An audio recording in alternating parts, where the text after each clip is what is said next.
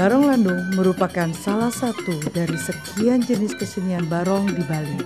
Jenis-jenis barong lainnya adalah barong bangkung, barong ket, barong macan, barong gajah, barong brutuk, barong kedingkling, dan banyak lagi. Barong Landung berwujud sepasang manusia laki-laki dan perempuan dengan sosok yang tinggi menjulang. Dalam bahasa Bali, sosok manusia yang tinggi menjulang disebut landung. Karena itu, barong ini dinamai Barong Landung. Barong Landung laki-laki berwarna hitam dengan gigi panjang dan taring melengkung keluar dinamai jeru gede. Sedangkan barong landung perempuan berwarna putih dan bermata sipit dinamai jeru luh. Di beberapa tempat, pasangan barong itu dilengkapi pula dengan beberapa pengiring yang diibaratkan sebagai putra dan putri mereka.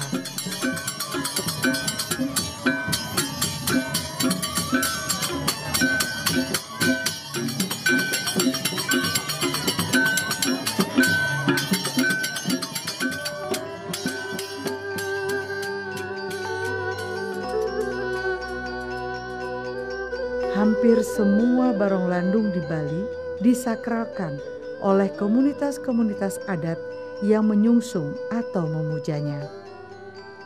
Sosok barong landung yang disakralkan tersebut dinamakan dengan pralingga atau pratima, yakni simbol kekuatan supranatural yang mereka yakini dapat melindungi dari berbagai mara bahaya, sehingga kehidupan pun menjadi tentram dan damai.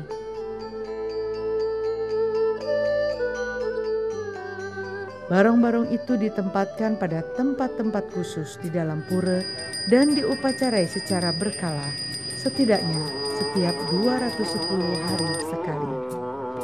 Sesekali, biasanya dalam rangkaian hari-hari besar keagamaan, barong landung dipentaskan untuk nyomye butekale, yakni menempatkan unsur-unsur negatif alam semesta pada tempat sepantasnya, sehingga terjadi harmoni dalam kehidupan ini.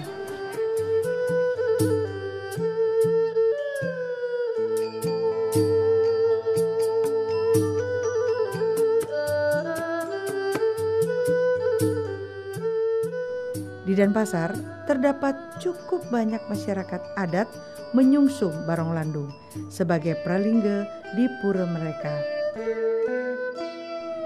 Beberapa di antaranya adalah masyarakat adat Pura Jelih Lambih Pekambingan, Banjar Kaje Pedungan, Pura Dalam Sumerte, dan Banjar Lantang Bejuh Sesetan.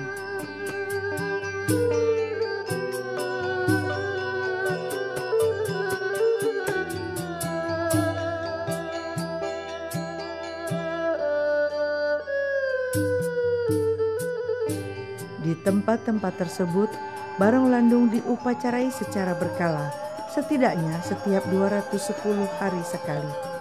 Ada juga yang diupacarai setiap hari Kajang Kliong, yang berulang setiap 15 hari sekali. Maksud dari upacara tersebut tentu saja untuk memberi vibrasi kedamaian dan keselamatan bagi warga desa dalam menjalani kehidupan mereka sehari-hari.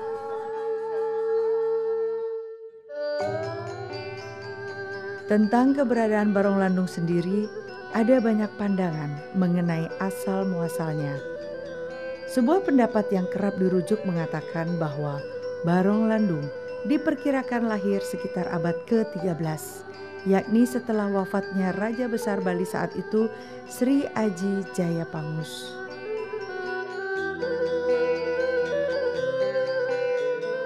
Sejarah barong landung itu ya berasal dari kerajaan Jayapangus yang berasal dari Panarajon. Beliau mempunyai seorang istri, yaitu istrinya Putri Ning Cina. Tetapi sudah lama beristri, beliau tidak ada keturunan, tidak mempunyai anak. Terus beliau mengembara yaitu beberapa bulan sampai di Danau Batur. Sampai di Danau Batur, beliau itu istilahnya pengakuannya masih bujang dan jatuh cintalah Dewi Danu. Terus setelah jatuh cinta Dewi Danu, istrinya yang Cina ini nyusul beliau kemana perginya. Akhirnya pada waktu itu ketemulah di Batur sudah beristri dengan Dewi Danu. Jadinya beliau marah, Dewi Danunya marah, sama-sama marah. Terus singkat kata beliau dilebur, keduanya dilebur menjadi Barong Landung. Dalam hubungan yang lebih personal, banyak masyarakat Bali mempercayai bahwa sosok Barong Landung adalah perantara antara dirinya dengan Tuhan penguasa semesta raya yang tak sanggup ia tembus dengan pikiran. Dalam berbagai kesulitan hidup, mereka meminta jalan keluar kepada Tuhan melalui kekuatan gaib pada Barong Landung. Caranya, mereka berkaul akan mempersembahkan sesaji untuk Barong Landung jika masalah mereka dapat teratasi.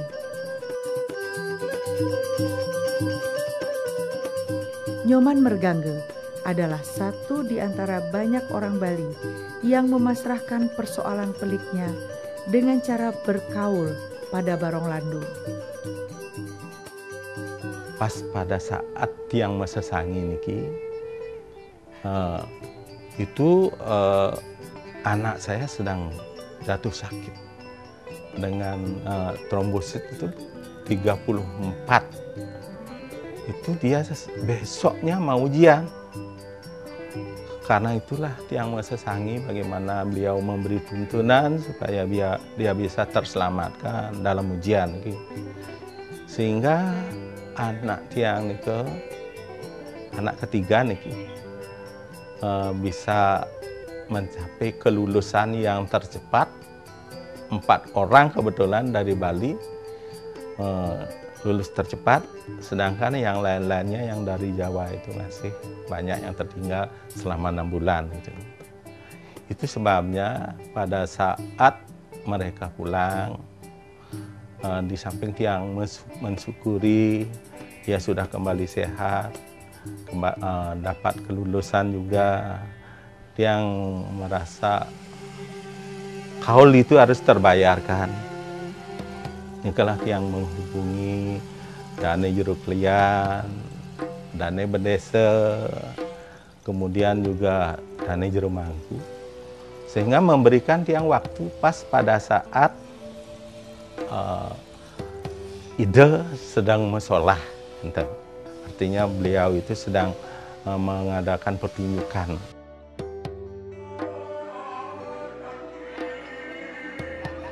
Begitu persoalan mereka terpecahkan dan mereka dapat menjalani hari dengan baik kembali, mereka pun menyelenggarakan upacara di mana Barong Landung diturunkan untuk ditarikan di hadapan kerabat dan warga desa. Keyakinan lainnya, Barong Landung adalah simbol kemahakuasaan Ide Sang Hyang Widi sebagai kekuatan puruse atau maskulinitas dan pradana atau femininitas, 2 kekuatan yang menjadi dasar penciptaan alam semesta. Barong Landung juga merupakan cerminan dari Rua Binede, yaitu 2 unsur di alam semesta yang selalu bertentangan tetapi harus berpasangan untuk melahirkan keserasian, keselarasan, dan keseimbangan. Dualisme yang melahirkan dinamika untuk mendorong gerak kehidupan.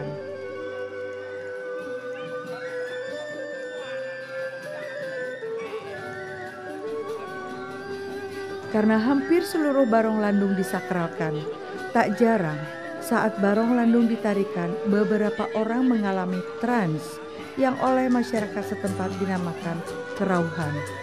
Bahkan saat kerauhan, mereka menghujam-hujamkan keris ke dada mereka sendiri. Namun benda tajam itu tak sedikit pun mampu menembus tubuh mereka. Bahkan merobek pakaian mereka pun tidak. Bagi masyarakat, hal itu merupakan pertanda bahwa Barong Landung memiliki kekuatan magis sebagai percikan kekuatan Hyang Widi.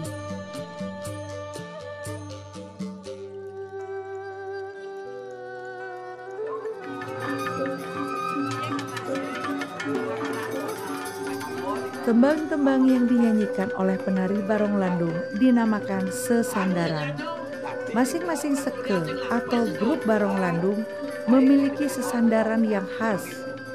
Untuk menguasai sesandaran, para anggota seke Barong Landung harus berlatih selama beberapa lama. Ada juga yang karena mendapat taksub, secara otomatis mampu menarikan Barong Landung dan menembangkan sesandaran begitu mereka trans. Namun kejadian macam ini jarang terjadi.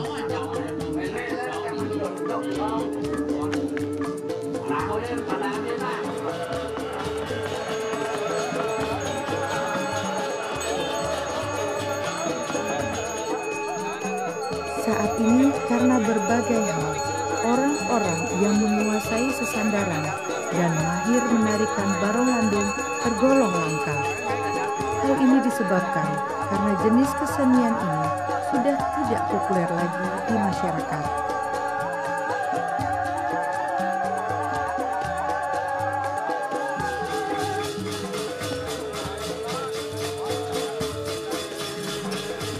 Sebagai benda sakral yang bisa merangsang orang untuk belajar menarikannya pun, Barong Landung tak terlalu bisa hadir di tengah masyarakatnya.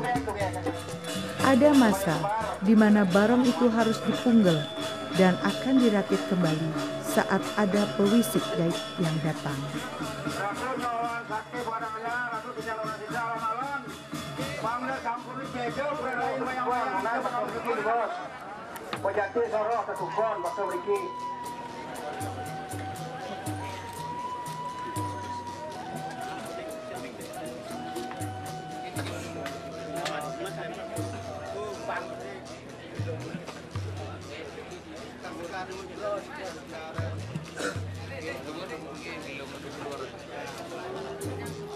Pajang registrasi Putu Parwati itu Pojati Sororo Ketukon bakal bikin bos.